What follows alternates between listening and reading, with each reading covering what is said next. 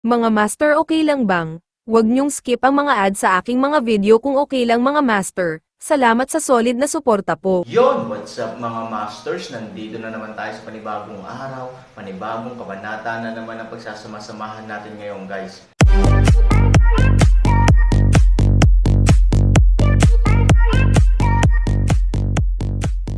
Bali mga masters, kung bago ka pa lang po sa aking YouTube channel, please click the subscribe button, lalong-lalo na po yung notification bell guys, para maging connected pa rin tayo sa isa't isa at maging updated kayo sa mga susunod ko pang video. Bali mga masters, bago natin umpisahan ng kwento ay mag-shoutout po muna tayo para sa mga solid nating tagapakinig.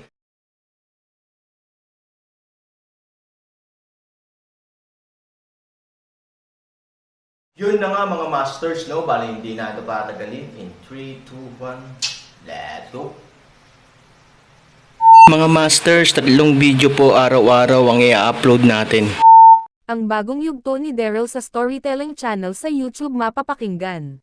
Ang bagong kabanata, ang 4 na figure ay nagtungo na sa labas upang makausap ang lahat ng lahing mangkukulam na elf. Sila Master Ken, Matandang Loss, Yui at Sophie. Nang makalabas ang 4, nakita ng mga mangkukulam na elf ang 4. Yan na pala sila Matandang Loss, at nandito rin pala si Master Ken. Ano kaya ang importante sasabihin nila sa atin? Mukhang napakahalaga nito sapagkat si Master Ken ay tumungo pa talaga sa ating lugar.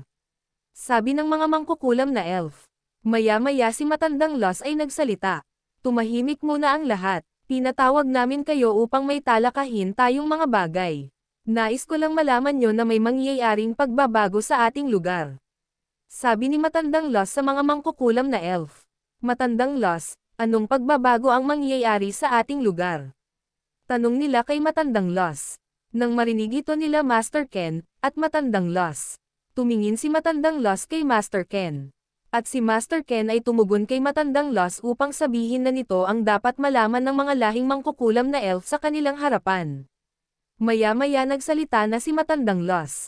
Sa mga nagdaan na araw, maraming nangyari sa ating mga mangkukulam na elf. Lalo na nung sinubukan tayong pagnakawan at yung araw na iyon ay muntikan na ako malagay sa panganib. Ngunit mabait parent sa akin ang kapalaran, ito ako buhay parent sa inyong harapan. Nais ko lang sana ipaalam sa inyo na ang gumawa ng ganun kalapastanganan ay nalaman na namin kung sino. At ito ay naparusahan na. Sabi ni Matandang Loss, nang marinig ito ng mga mangkukulam na elf. Iba-iba ang naging reaksyon ng mga ito. Ang iba ay galit na galit at ang iba naman ay natuwa dahil nahuli na ang gumawa ng kalapastanganan sa kanilang sagradong pagawaan at sa kanilang pinuno na si Matandang Loss. Nasaan na ang criminal na iyon Matandang Loss?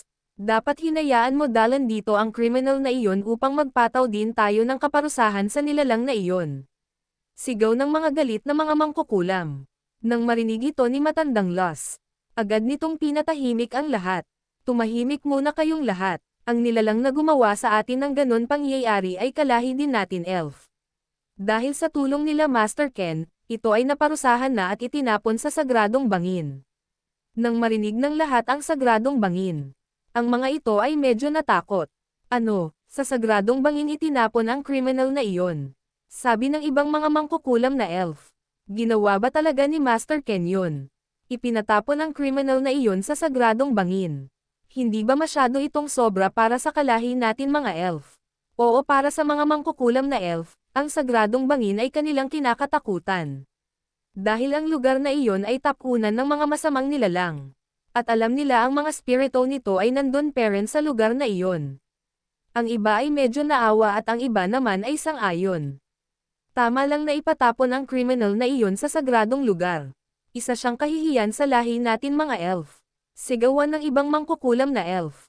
At si Matandang Loss ay nagsalita ulit. Ang elf na iyon ay nagngangalang Charlie. Ngunit mga mahal kong mangkukulam na elf, may naging problema sa lugar ng sagradong bangin. Napakalaking problema ang nangyari. Sabi ni Matandang Loss. Nang marinig ito ng lahat, sila ay medyo natakot at na-curious. Matandang Loss, anong nangyari sa sagradong bangin? Bakit nagkaroon ng problema? Nang marinig ito nila Matandang Loss ang sigaw ng mga mangkukulam na elf. Si Matandang Loss ay tumingin kay Master Ken upang siya na ang magpaliwanag sa lahat ng nangyari. Nang maunawaan ni Master Ken ang nais ni Matandang Loss, Naglakad ito sa harap at sinabi. Huminahon kayong lahat. Oo, tama ang narinig nyo. Nagkaroon ng problema sa lugar ng sagradong bangin. Ang criminal na si Charlie ay pinatapon ko sa lugar na iyon upang ito ay hindi na talaga makawala o makatakas. Ngunit iba ang nangyari. Sa hindi inaasahan ito ay nakatakas sa lugar ng sagradong bangin. Sabi ni Master Ken. Nang marinig ito ng mga mangkukulam na elf, sila ay nagulat. Ano? Paano makawala ang criminal na iyon? At bakit nyo hinayaan makawala ang criminal na iyon, Master Ken? Hindi kayo naging maingat sa pagtapon sa criminal na iyon sa sagradong bangin. Sabi ng mga galit na mangkukulam kay Master Ken. Sa mga oras na ito nagsigawan na ang lahat ng mga mangkukulam na elf. At si Master Ken ang kanilang sinisisi sa pagkatakas ni Charlie. Nang marinig ito nila matandang Lost, Yui at Sophie. Sila ay nagulat din sa naging reaksyon ng mga mangkukulam na elf. Mukhang nagalit sila kay Master Ken, sabi ni Sophie kay Yui. Sa mahinang boses, nang marinig nito ni Yui, ito ay nagsalita kay Sophie. Oo, bilang pinuno ng lahat ng mga elf, responsibilidad lahat niya ang mga nangyayari, maganda man o masama. Kaya bilang isang pinuno, kailangan mo maging mahinahon sa lahat ng oras upang mapaliwanag o masabi mo ng ayos ang dapat isagot sa mga tanong ng mga galit na nilalang. Tignan mo si Master Ken, siya ay mahinahon lang sa mga oras na ito. Ang mga galit na mangkukulam na elf ay para bang gusto isisi lahat sa kanya, ngunit ito ay nakikinig lang sa mga inahing at galit ng mga ito. Ang tunay na pinuno ay may ganyan pag-uugali at pagkatao. Kaya labis ko din hinahangaan si Master Ken, sabi ni Yui kay Sophie. Nang marinig ito ni Sophie, ito ay nagsalita. Tama ka nga, Miss Yui, si Master Ken sa mga oras na ito ay masyadong kalmado. Hinahayaan niya lang magalit ang mga ito sa kanya. Maya-maya hamupa na ang ingay ng sigawan ng mga mangkukulam na elf. At si Master Ken ay nagsalita muli. Nauunawaan ko ang inyong galit sa elf na iyon, dahil sa kanyang ginawang kalapastanganan sa inyong lugar, lalo na sa inyong pinuno na si matandang Lost. Kahit naman ako ay ganun din ang aking nararamdaman kahit sa mga oras na ito sa elf na si Charlie. Kaya nga ginawa ko din na itapon ito sa lugar ng sagradong bangin. Ngunit humihingi ako ng kapatawaran mula sa inyo. Oo, kasalanan ko din talaga, hindi ako naging maingat sa aking naging desisyon. Hindi ko naisip din na ito ay bantayan kahit nasa lugar na siya ng sagradong bangin. Sabi ni Master Ken sa mahinahon na tono. Tinanggap ni Master Ken ang lahat ng galit ng mga mangkukulam na elf at kanyang inako ang kasalanan kung bakit ito nangyari. Oo, para din kay Master Ken, kasalanan niya din talaga, dahil una palang alam na niyang buhay pa si Charlie. Ngunit naging kampante ito sapagkat alam niya, na doon nababawian ng buhay si Charlie sa sagradong bangin. Ngunit si Sophie ay biglang sumingit sa usapan. Hindi niya kayang panoodin at marinig ang mga sigawan ng mga kalahi niyang mangkukulam na elf na ang sisi sa lahat ng nangyari ay kay Master Ken. Dahil para sa kanya naging mabuti sa kanila si Master Ken. Dahil kahit kalmado lang si Master Ken, para sa kanya hindi tama na isisi kay Master Ken ang pagkatakas ni Charlie sa sagradong bangin. Nagpasya si Sophie na magtungo sa harapan, upang ito ay makapagsalita at marinig ng lahat ang totoo nangyari. Maya-maya, nang mapansin ni Yui ang gagawin ni Sophie, agad niya itong pinigilan, ngunit si Sophie ay masyadong mabilis. At ito ay nakarating sa tabi nila matandang Lost. Sophie, bumalik ka dito, sabi ni Yui. Tuldok, ngunit hindi siya pinakinggan nito. At sila matandang Lost at Master Ken ay nagulat din. Gustong pigilan din ni matandang Lost si Sophie. Ngunit si Master Ken ay tumingin kay matandang Lost upang ito ay pigilan at hayaan si Sophie na magsalita. Sa pagkatao ni Master Ken, ang kanyang mga mahal sa buhay tulad nila Yui, Lin at Sophie ay nais nitong matuto kung paano humarap sa lahat, lalo na sa mga gantong usapin, upang sa hinaharap kaya nila maging mahinahon kung sila ay maging isang pinuno. Tulad ni Sophie, alam ni Master Ken na balang araw si Sophie ang mamumuno sa lahi ng mga mangkukulam na elf. Kaya sa mga oras na ito, hinayaan niya si Sophie na tumayo sa harap ng mga mangkukulam na elf at masabi nito ang kanyang nais sabihin. Maya-maya nagsalita si Sophie. Walang kasalanan sa nangyari si Master Ken. Kung bakit nakatakas si Charlie sa sagradong bangin na iyon. Oo, nandun ako sa mga oras na iyon. At ako ang gumawa para ito ay masaktan ng lubos. Nilagay ko sa aking mga kamay ang batas. Nang malaman ko na siya ang gumawa ng kalapastanganan sa ating sagradong pagawaan at sa aking lola. Hindi ko napigilan ang sarili ko kaya nagawa ko saktan at sugatan ng malubha ang lalaki na iyon.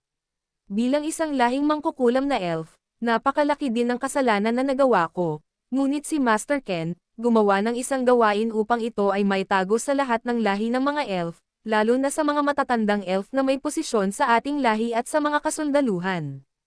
Iba ang pagpapahalaga ni Master Ken sa ating mga lahing elf. Kung inyong iisipin, dapat wala siya ngayon sa ating harapan. Maaari naman siya mag-utos sa kasundaluhan, o sa isang general upang sabihin sa inyo ang nangyari. Ngunit mas pinili niya na humarap sa inyo at tanggapin ang kasalanan na wala naman dapat siyang kinalaman. Masyado lang talagang tuso ang lalaki na iyon. Ito ay nagpanggap na patay na. Na kahit sila Master Ken ay hindi naramdaman ang kanyang spiritual sa kanyang katawan. At kaya nakatakas din ang criminal na iyon dahil may tumulong sa kanya. Sabi ni Sophie sa malakas na boses. Nang marinig nito ng lahat, sila ay napatigil at naging mahinahon sa mga oras na ito. Tama nga si Sophie. Kung ating iisipin wala naman talagang kasalanan si Master Ken, at tama siya si Master Ken ay sadyang humarap sa ating lahat upang akuan ang kasalanan na wala naman siyang kinalaman. Sa ganun gawain palang nagpapakita na si Master Ken ng pagpapahalaga sa ating lahat, kahit na tayo ay mangkukulam na elf.